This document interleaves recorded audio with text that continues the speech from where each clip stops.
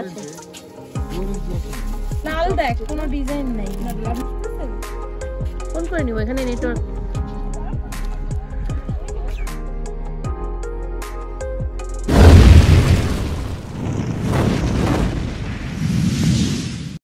Hello বন্ধুরা, welcome to Gargi's blog and creation. আরেকটি নতুন ব্লগে তোমাদেরকে স্বাগত। আমার আগের ব্লগটিতে আমি লাস্ট ডাউহিল পর্যন্ত গিয়েছিলাম, সেই পর্যন্তই ছিল। আমরা সেম ডেতে ডাউহিল থেকে ব্যাক করে আবার কার্শিয়াং বাজার হয়ে ঘুম হয়ে গোপালপুর টি স্টেটে আমরা যাই, সেখান থেকে মিরিক হয়ে আবার শিলিগুড়ি থেকে ফিরি। বন্ধুরা সঙ্গে থাকো আর পুরো সফরটা আমার সাথে এনজয় করো।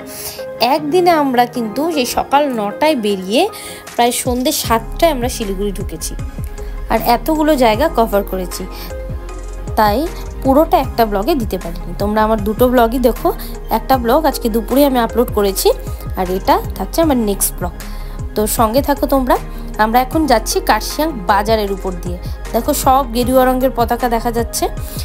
অ্যাকচুয়ালি রামনবমীর দিনে আমরা বেরিয়েছিলাম ঘুরতে, তাই সব জায়গায় রামনবমীর কিন্তু মিছিল বেরিয়েছে। আমরা এখন কার্শিয়াং ছাড়িয়ে অনেকটা চলে এসেছি। দার্জিলিংয়ে ঢোকার কিছুটা আগে রোড সাইডে বৌদির হোটেল বলছে সবাই, বাদিকে একটা হোটেলে আমরা দাঁড়িয়েছি, সেখানে দুপুরে লাঞ্চ করার জন্য। তো মোটামুটি এখন দুপুর 2টো বাজে, কিন্তু চারিদিক কিন্তু কুয়াশায় আচ্ছন্ন আর প্রচণ্ড ঠান্ডা হাওয়া দিচ্ছিল আর ঠান্ডাও লাগছিল প্রচণ্ড, একদম শীতকালের মতো। আমি কিন্তু একটা লং কোট নিয়ে গিয়েছিলাম গরমে, তো সেটা তখনও পর্যন্ত পরিনি, পরে দরকার হয়েছে। আর যেখানে আমরা খাচ্ছি সেখানে ভাতও ছিল, লাচ্ছা পরোটাও ছিল, স্যুপ ছিল, ওয়াই ছিল, কফি, সমস্ত রকমই ছিল, চিকেনও ছিল সাথে। তো যেহেতু ঠান্ডা ঠান্ডা তো আমি আর ভাত নিইনি, লাচ্ছা পরোটা নিয়েছি, সাথে ছোলার ডাল দিয়েছিল। আর আমার এক বান্ধবী সে ভাত নিয়েছিল নিরামিষ থালি আর একজন ম্যাগি স্যুপ। তো এই খেয়ে আমরা সেখান থেকে রওনা দিই আর কি দার্জিলিং হয়ে। আমরা দার্জিলিংয়ের ভেতরে ঢুকবো না, আমরা ঘুম স্টেশনের উপর দিয়ে মিরিকে যাব। মিরিকের আগে গোপালধারা টি স্টেট রয়েছে, সেখানে আপনাদেরকে নিয়ে যাব। আর খাওয়া দাওয়া শেষে এই ঠান্ডায় জমিয়ে 1 কাপ কফি খেলাম। এই ঠান্ডার দিনে কিন্তু বারবার কফি খেতে ভালোই লাগে, আমার তো ভীষণ ভালো লাগে। আমার কফি এতটাই ফেভারিট, যতবারই দেওয়া যাবে আমি কিন্তু কফি খেতে এক পায়ে রাজি। সেখান থেকে যখন রওনা দিলাম দার্জিলিংয়ের দিকে যাচ্ছি, কুয়াশায় কিচ্ছু দেখা যাচ্ছিল না রাস্তাঘাট, প্রত্যেকটা গাড়ির সামনের লাইট জ্বলছিল। এই দুপুর 2টোর সময় এই ওয়েদার ভীষণ রকম আমরা এনজয় করেছি, ভালো লাগছিল। যারা বাইরে থেকে আসছেন তারা এনজেপি স্টেশন থেকে যদি একটা গাড়ি ভাড়া করে নেন, সারাদিনের এই ট্যুরটা করতে কিন্তু মাথা পিছু খাওয়া খরচ নিয়ে 2 থেকে 2,500 টাকা লাগবে। সারাদিন এই ট্যুরটা করিয়ে আপনাদেরকে শিলিগুড়ি আবার পৌঁছে দিবে। যদি আপনারা একদিনের ট্যুর করতে চান, এই ট্যুরটা কিন্তু বন্ধ হবে না। কিছুটা দূর যাওয়ার পর ছিটাফোঁটা কিন্তু বৃষ্টিও পড়ছিল, আর তখন প্রচণ্ড ঠান্ডা লাগছিল।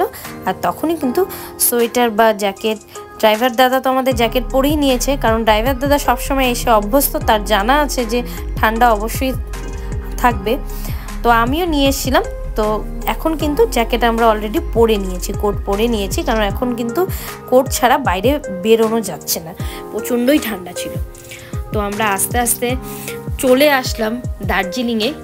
দেখুন ঘুম স্টেশনে আমরা এখন রয়েছি। তো ডান দিকে সোজা উঠলে দার্জিলিং শহরে আমরা ঢুকবো, কিন্তু আমরা সেখানে ঢুকলাম না, আমরা বাঁ দিক দিয়ে ঘুম স্টেশনের থেকে আমরা বেরিয়ে আসলাম, যেখান থেকে আমরা এখন গোপালধারা টি স্টেটে যাবো। আর স্টেশনে কিন্তু টয় ট্রেনটা দাঁড়িয়েছিল, দূর থেকে দেখা যাচ্ছিল।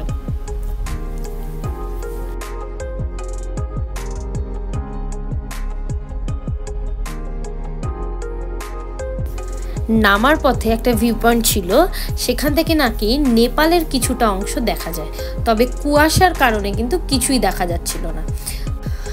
তবু চারিদিকটা আমরা হেঁটে সেখানে কিছুক্ষণ থেকে ফটো টটো তুলে তারপর গাড়িতে উঠলাম, কারণ যেখানেই দাঁড়াচ্ছি এক এক জায়গার এক এক রকম সৌন্দর্য।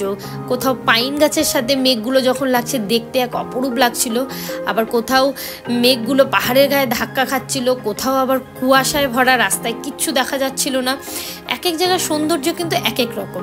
কোথাও চা বাগান রয়েছে, তো সম্পূর্ণটাই আমরা এনজয় করেছি।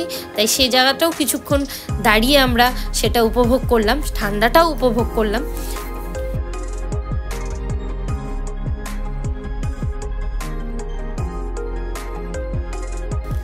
আমরা পৌঁছে গেছি গোপালধারা টি স্টেটে। এই টি স্টেটে আমি এর আগে কখনো আসিনি। এত সুন্দর একটা টি স্টেট, এত সাজানো গোছানো একটা টি স্টেট, দেখতে কিন্তু ভারী সুন্দর লাগছিল। তো এই টি স্টেটে আবার নিচের দিকে খানিকটা নামা যায়, আর উল্টো দিকে রয়েছে কিছু দোকান। সেখানে কিন্তু পাহাড়িয়া কিছু জিনিসপত্র বিক্রি হচ্ছিল, খুব সুন্দর সুন্দর জিনিসপত্র বিক্রি হচ্ছিল। তো সেখানে আমরা যাব একটু পরে। আগে টি স্টেটের মাঝখান দিয়ে একটা রাস্তা গেছে, সেখান দিয়ে কিছুটা আগে গিয়ে ঘুরে আসি, তারপর সেই দোকানটাতে আমরা যাব।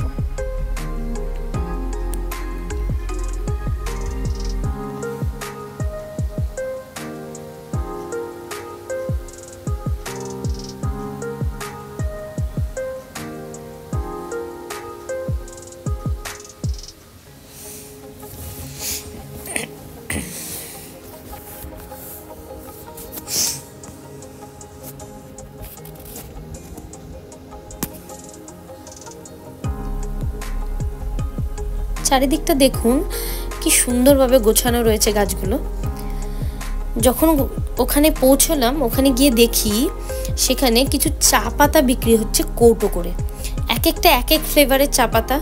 বলছে গ্রিন টি রয়েছে, দুধ চার জন্য রয়েছে, লাল চার জন্য রয়েছে, মশলা টি, দেখুন প্রচুর ভ্যারাইটি রয়েছে। এগুলো কিন্তু প্রত্যেকটি জার ছোট ছোট, প্রত্যেকটি জার আছে আর কি, প্রত্যেকটির দাম 100 টাকা করে মাত্র। সবাই কিনেও নিয়ে যাচ্ছে। জানি না এর টেস্ট কেমন হবে বা কি। তো চা পাতা বাগানের যখন নিশ্চয়ই ভালোই হবে। তো আমার এটা কোনো আইডিয়া নেই, কিন্তু সবাই নিচ্ছিল কিন্তু। তো দামটাও মোটামুটি রিজনেবলই ছিল। সেখানে আবার টেস্টিংয়ের জন্য চাও রয়েছে, সবাই টেস্ট করেও নিতে পারে যারা নিতে চায় চা পাতা।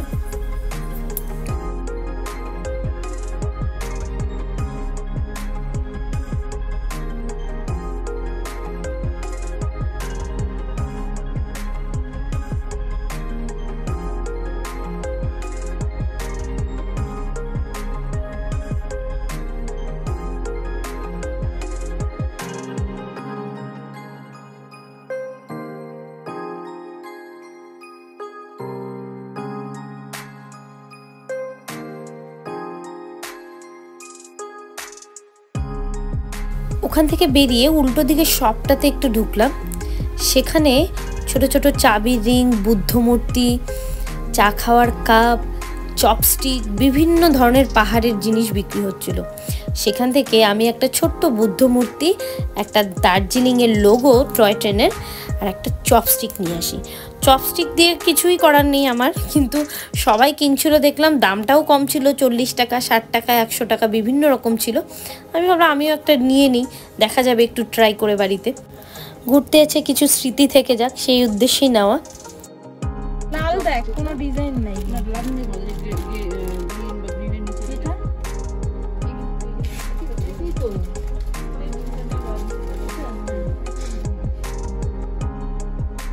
এরপর আমরা সেখান থেকে চলে গেলাম মিরিকে।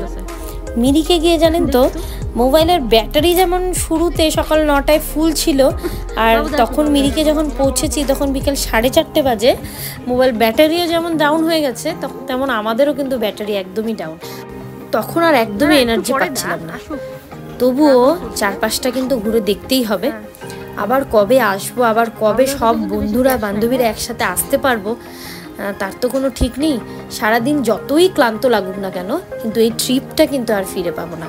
সব বান্ধবীরা একসাথে হওয়া, এটা কিন্তু আর কোনোদিনও আসবে না। 2-3 বছর ধরে প্ল্যান হয়ে অবশেষে এই দিনটিতে আমরা বেরোতে পেরেছি। তো মিরিকে গিয়ে আমরা টুকটাক একটু পেয়ারা মাখা, একটু কুল, তারপর একটু ভাজা, বিভিন্ন রকম টুকটাক জিনিস খেলাম আর কি, শসা এসব মিরিতে। তখন আমরা 1:30টায় লাঞ্চ করেছি। ওখানে এসব চটপট দেখে খুব খেতে ইচ্ছে করলো।